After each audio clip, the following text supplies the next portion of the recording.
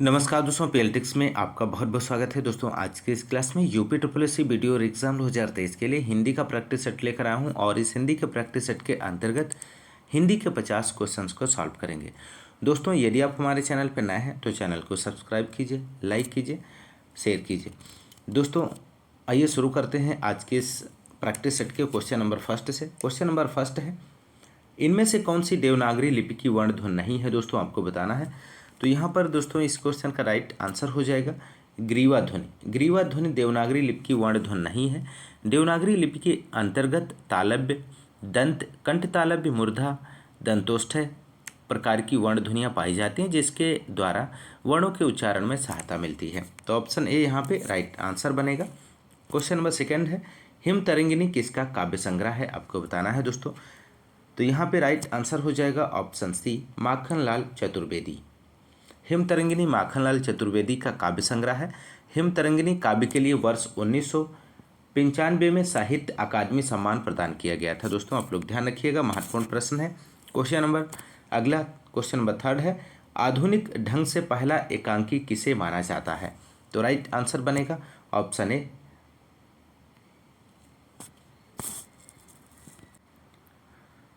तो यहाँ पे दोस्तों इस क्वेश्चन का राइट आंसर हो जाएगा ऑप्शन ए, बादल की मृत्यु।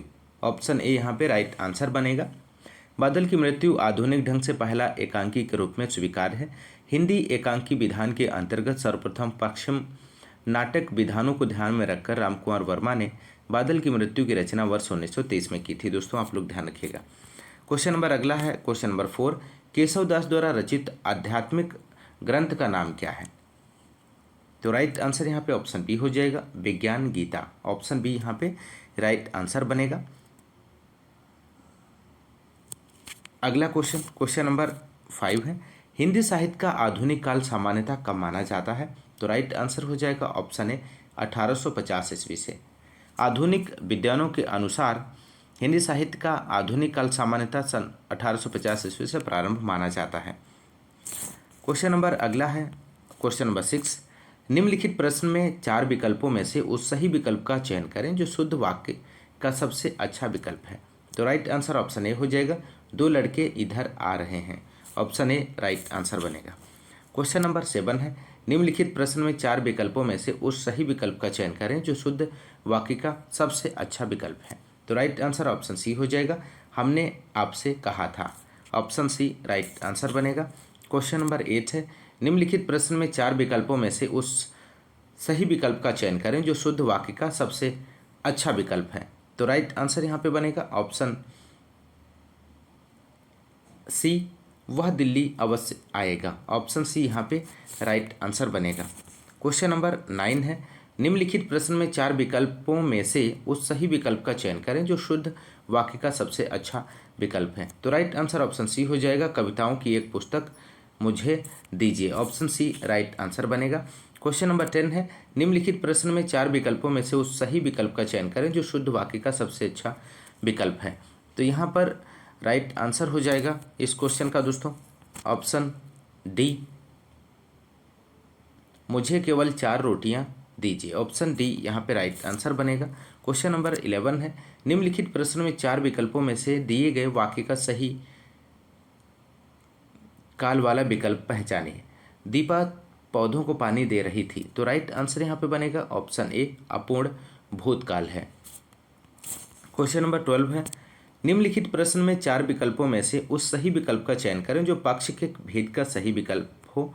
दीपा लगातार पढ़ाई करती थी इसलिए कक्षा में प्रथम आई। तो राइट आंसर ऑप्शन ए हो जाएगा, अभ्यास द्योतक पक्ष। यहाँ पे राइट आंसर बनेगा। अगला क्वेश्चन, क्वेश्चन नंबर 13 है, निम्नलिखित प्रश्न में 4 विकल्पों में से उस विकल्प का चयन करें जो रेखांकित शब्द के आधार पर पुरुषवाचक सर्वनाम के भेद का सही विकल्प है। वह कल मुझसे मिलने आएगी। तो यहाँ पर दोस्तों इस क्वेश्चन का राइट आंसर देना है। तो राइट आंसर हो जाएगा दोस्तों ऑप्शन सी, अन्य पुरुषवाचक सर्वनाम है। क्वेश्चन नंबर 14, निम्नलिखित प्रश्न में 4 विकल्पों में से उस विकल्प का चयन करें जो वृत्ति के सही वाक्य भेद का विकल्प है। यदि सारा सामान मिल गया तो भोजन अच्छा बनेगा।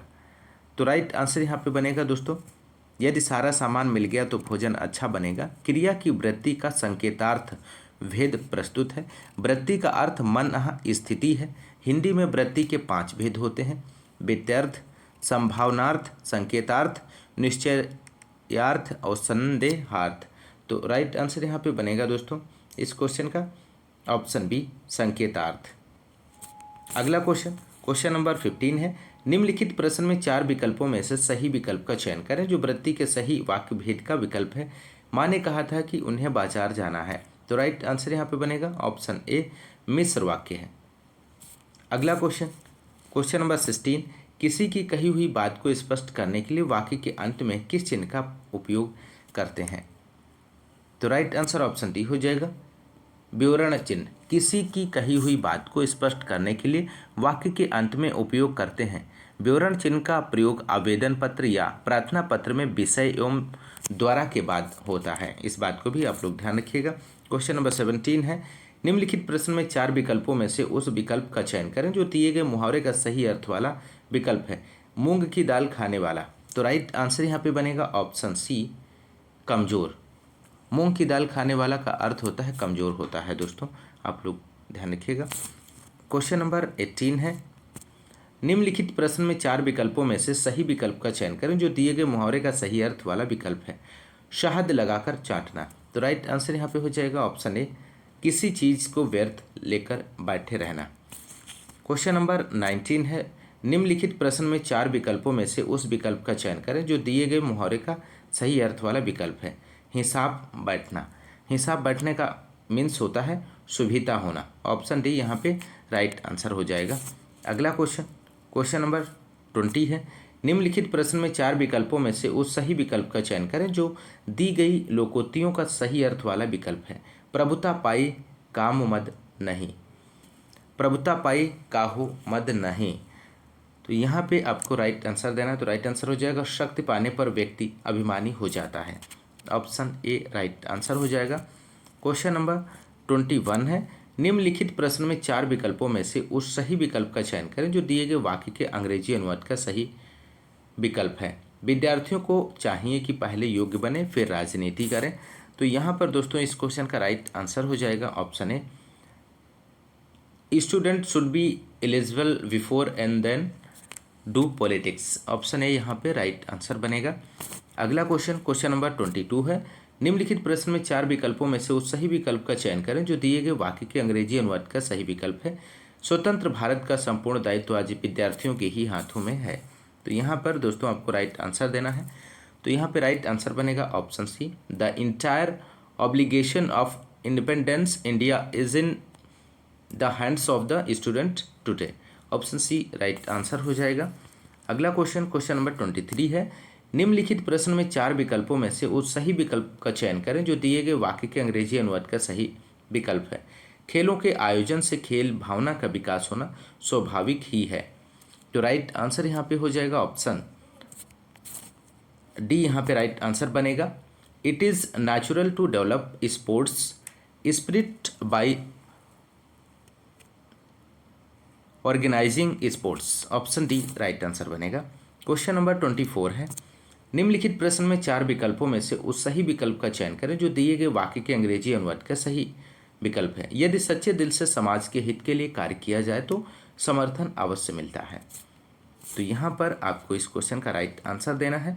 तो यहाँ पर राइट आंसर बनेगा दोस्तों इस क्वेश्चन का option B, if true work is done for the benefit of the society then support is given.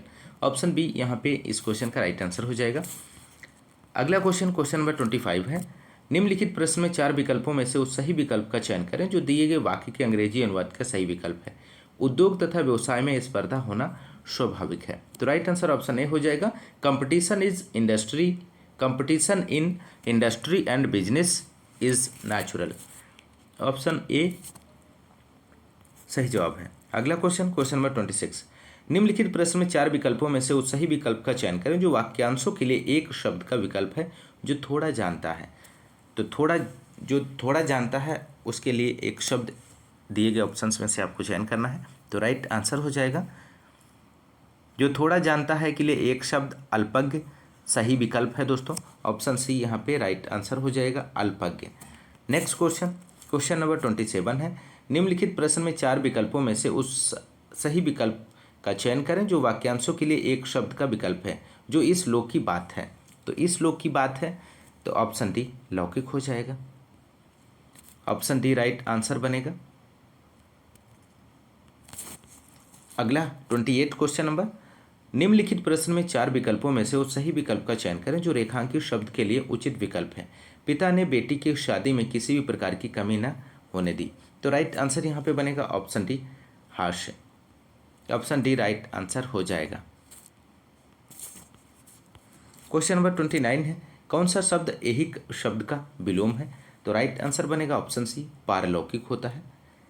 ऐहिक का उचित विलोम शब्द पारलौकिक होगा दोस्तों, शेष शब्द असंगत हैं। अगला क्वेश्चन नंबर 30 है, निम्नलिखित प्रश्न में 4 विकल्पों में से उस विकल्प का चयन करें जो दिए गए शब्द का सही समानार्थी शब्द वाला विकल्प है। तो सर्व का आपको बताना है यहाँ पे दोस्तों। तो दोस्तों यहाँ पे राइट आंसर की यदि हम बात करें तो राइट आंसर यहाँ पे हो जाएगा, सर्व के 2 समानार्थी शब्द ब्याल और सारंग हैं दोस्तों, जबकि व्याघ्र और शार्दूल सिंह के समानार्थी शब्द हैं। तो राइट आंसर यहाँ पे हो जाएगा ऑप्शन डी सारंग। सारंग इसका सही जवाब बनेगा दोस्तों। अगला क्वेश्चन नंबर 31 है, निम्नलिखित प्रश्न में 4 विकल्पों में से उस सही विकल्प का चयन करें जो दिए गए शब्द का तद्भव रूप।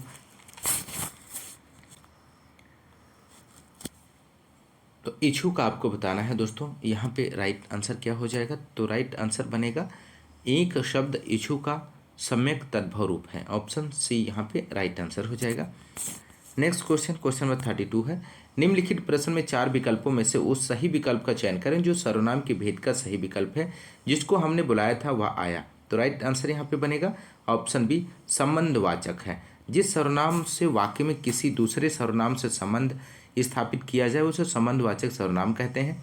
वाक्य जिसको हमने बुलाया था वह आया के लिए संबंधवाचक सही विकल्प है दोस्तों, आप लोग ध्यान रखिएगा। क्वेश्चन नंबर 33 है, इनमें से कौन सा शब्द भाववाचक संज्ञा नहीं है। तो राइट आंसर ऑप्शन सी हो जाएगा सोना। यहाँ पे राइट आंसर बनेगा सोना शब्द भाववाचक संज्ञा नहीं है, जबकि शेष शब्द मनाही, विद्वता और खुशी भाववाचक संज्ञाएं हैं। सोना द्रव्यवाचक संज्ञा शब्द है दोस्तों, आप लोग ध्यान रखिएगा। क्वेश्चन नंबर 34 है, निम्नलिखित प्रश्न में 4 विकल्पों में से उस विकल्प का चयन करें जो क्रिया के भेद वाला सही विकल्प है। दीपा ने गाय को चारा खिलाया। तो राइट आंसर यहाँ पे बनेगा दीपा ने गाय को चारा खिलाया में द्विकर्मक क्रिया है। कुछ क्रियाएं 2 कर्म वाली होती हैं। उपरोक्त वाक्य में 2 कर्म हैं, गाय को और चारा। तो यहाँ पे तो एक कर्म बहुधा पदार्थ वाचक चारा होता है और उसे मुख्य कर्म कहते हैं, और दूसरा कर्म जो बहुधा प्राणी वाचक गाय को होता है गौण कर्म कहलाता है। तो राइट आंसर यहाँ पे बनेगा ऑप्शन बी द्विकर्मक क्रिया। अगला क्वेश्चन नंबर 35, किस प्रकार के विशेषण में 2 प्राणियों, वस्तुओं इत्यादि के गुण दोष अथवा विशेषता की तुलना कर एक को दूसरे से बढ़ा चढ़ाकर बताया जाता है। तो राइट आंसर यहाँ पे ऑप्शन सी हो जाएगा उत्तरावस्था। नेक्स्ट क्वेश्चन नंबर 36 है, किस व्यंजन का उच्चारण स्थान तालव्य है। तो राइट आंसर यहाँ पे बनेगा दोस्तों झा व्यंजन का उच्चारण स्थान तालव्य है झा। ऑप्शन बी यहाँ पे राइट आंसर हो जाएगा।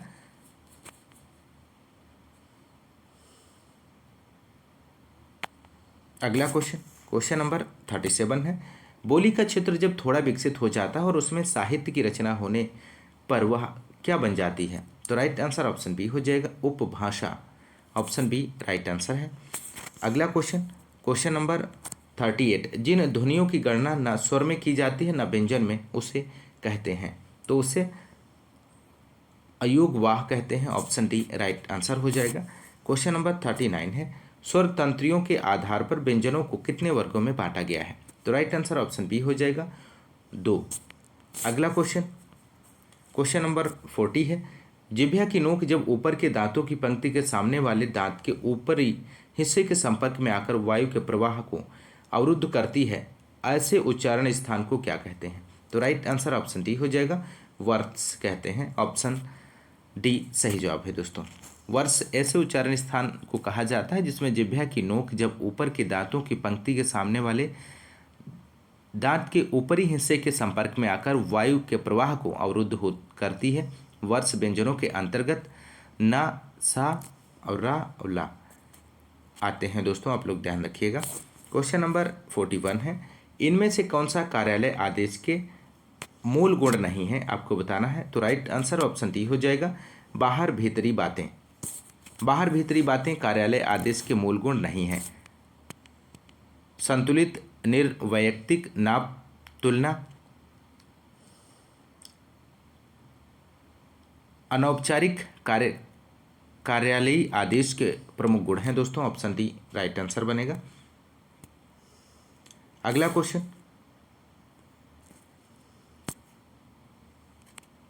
क्वेश्चन नंबर 42 है, आयकर से माफी एवं पूर्ण मुक्ति के लिए किसे प्रार्थना पत्र लिखेंगे। तो राइट आंसर यहाँ पे बनेगा ऑप्शन सी, आयकर अधिकारी। ऑप्शन सी राइट आंसर बनेगा, आयकर अधिकारी से माफी एवं पूर्ण मुक्ति के लिए प्रार्थना पत्र लिखेंगे। ऑप्शन सी राइट आंसर हो जाएगा। क्वेश्चन नंबर 43 है, मुख्य बिजली के बल्बों के ऑर्डर के निरस्त्रीकरण की सूचना देते हुए किसे पत्र लिखेंगे। तो राइट आंसर ऑप्शन ए हो जाएगा, संभरक। संभरक को मुख्य बिजली के बल्बों के ऑर्डर के निस्तारीकरण की सूचना देते हुए, यहाँ पे ऑप्शन ए राइट आंसर हो जाएगा। क्वेश्चन नंबर 44 है, कार्यालय आदेश किसके लिए निकाले गए आदेशों की सूचना है, आपको बताना है दोस्तों। तो राइट आंसर हो जाएगा, तो यहाँ पे राइट आंसर हो जाएगा दोस्तों, सभी विकल्प सही हैं। मंत्रालय, संबद्ध विभाग, अनुभव, सही विकल्प, सभी विकल्प सही है दोस्तों। तो यहाँ पे राइट आंसर ऑप्शन डी हो जाएगा। अगला क्वेश्चन, क्वेश्चन नंबर अगला है 45, छोटे संबंधियों को पत्र में संबोधन क्या लिखेंगे। तो छोटे संबंधियों को पत्र संबोधन में चिरंजीव लिखना उचित है दोस्तों, ऑप्शन ए राइट आंसर हो जाएगा। अगला क्वेश्चन, क्वेश्चन नंबर अगला है, नीचे दिए गए गद्यांश के बाद 5 प्रश्न संख्या 46 से 50 तक हैं। इस गद्यांश को ध्यानपूर्वक पढ़ें और 4 विकल्पों में से प्रत्येक प्रश्न का सबसे उचित उत्तर चुनें। तो दोस्तों यहाँ पर गद्यांश दिया गया है, इसे आप पढ़ लीजिए। साहस की जिंदगी सबसे बड़ी जिंदगी होती है। ऐसी जिंदगी की सबसे बड़ी पहचान यह है कि वह बिल्कुल निडर, बिल्कुल बेखौफ होती है। साहसी मनुष्य की पहली पहचान है कि वह इस बात की चिंता नहीं करता कि तमाशा देखने वाले लोग उसके बारे में क्या सोच रहे हैं। दूसरों की परवाह किए बगैर जीने वाला आदमी दुनिया की असली ताकत होता है और मनुष्यता को प्रकाश भी ऐसे ही आदमी से मिलता है। साहसी मनुष्य उन सपनों में भी रस लेता है जिनका कोई व्यवहारिक अर्थ नहीं है। साहसी मनुष्य सपने उधार नहीं लेता, वह अपने विचारों में रमा हुआ अपनी ही किताब पढ़ता है। झुंड में चलना और झुंड में चरना तो भैंस और भेड़ का काम है। साहसी मनुष्य तो सिंह के समान होता है जो अकेला होने पर भी मग्न रहता है। अर्नॉल्ड वेनेट ने एक जगह लिखा, जो आदमी उपयुक्त अवसर मिलने पर भी साहस से काम न ले सका वह कभी भी सुखी नहीं हो सकता। समय पर साहस न दिखाने वाला व्यक्ति अपने भीतर एक आवाज़ सुनता है जो उसे बराबर कहती है, तुम साहस नहीं दिखा सके, तुम कायर की तरह भाग खड़े हुए। तो दोस्तों ये रहा हिंदी का गद्यांश। इसके नीचे दिए गए क्वेश्चंस के आंसर को देख लेते हैं। क्वेश्चन नंबर 46 है, साहसी मनुष्य क्या उधार नहीं लेता। तो राइट आंसर हो जाएगा, साहसी मनुष्य सपने उधार नहीं लेता। ऑप्शन ए यहाँ पे राइट आंसर बनेगा। क्वेश्चन नंबर 46, माफ कीजिएगा, क्वेश्चन नंबर 47 है, साहसी मनुष्य किसके समान है। तो साहसी मनुष्य सिंह के समान है। ऑप्शन सी राइट आंसर हो जाएगा। क्वेश्चन नंबर 48 है, दुनिया की परवाह किए बिना जीने वाले व्यक्ति से किसको प्रकाश मिलता है। तो राइट आंसर ऑप्शन सी हो जाएगा, मनुष्यता को दुनिया की परवाह किए बिना जीने वाले व्यक्ति को प्रकाश मिलता है। क्वेश्चन नंबर अगला है 49 क्वेश्चन नंबर, लेखक ने कैसे जीवन को महान बताया है। तो राइट आंसर ऑप्शन डी हो जाएगा, हिम्मत को। अगला क्वेश्चन, क्वेश्चन नंबर 50 है, इनमें से कौन सा व्यवहारिक शब्द के लिए पर्यायवाची शब्द नहीं है, आपको बताना है दोस्तों। तो यहाँ पर दोस्तों इस क्वेश्चन का राइट आंसर हो जाएगा ऑप्शन बी आदर्शवादी। इस क्वेश्चन का राइट आंसर हो जाएगा। व्यवहारिक शब्द के लिए आदर्शवादी पर्यायवाची शब्द नहीं है दोस्तों, ऑप्शन बी राइट आंसर हो जाएगा। अगला क्वेश्चन नंबर 51 है और अंतिम क्वेश्चन है दोस्तों, सही विकल्प का चयन करें जो दिए गए वाक्य का सही अंग्रेजी अनुवाद है। हमारे कलाकारों ने पत्थरों के द्वारा यह संदेश दिया। तो यहाँ इस विकल्प का से आपको राइट आंसर का चयन करना है। तो राइट आंसर ऑप्शन बी हो जाएगा, our artist took message through the stones. Option B यहाँ पे राइट आंसर हो जाएगा दोस्तों। दोस्तों ये रहे हिंदी के 51 क्वेश्चंस को इस क्लास में हम लोगों ने सॉल्व किया है दोस्तों यदि आपको क्लास पसंद आ रही तो क्लास को ज़्यादा से ज़्यादा लाइक और शेयर करते रहिए, सपोर्ट करते रहिए दोस्तों मिलते हैं नेक्स्ट क्लास में, तब तक के लिए नमस्कार, जय हिंद, धन्यवाद।